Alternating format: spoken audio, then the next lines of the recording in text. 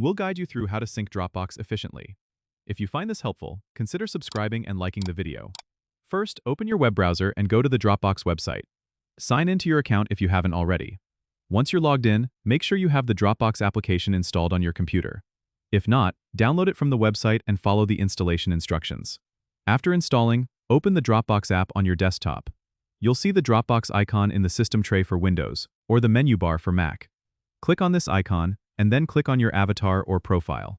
From the drop-down menu, select Preferences. In the Preferences window, go to the Sync tab.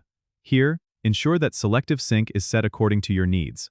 Selective Sync lets you choose which folders you want to sync to your computer. This is useful if you have limited storage. Once you've decided, click Update. Your Dropbox will now sync automatically. You can also check the progress by clicking the Dropbox icon again. It will show the syncing status right there.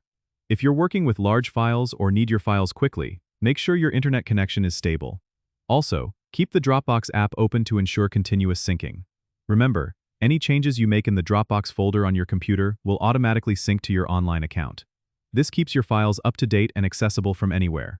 Don't forget to subscribe and comment if this helped you out.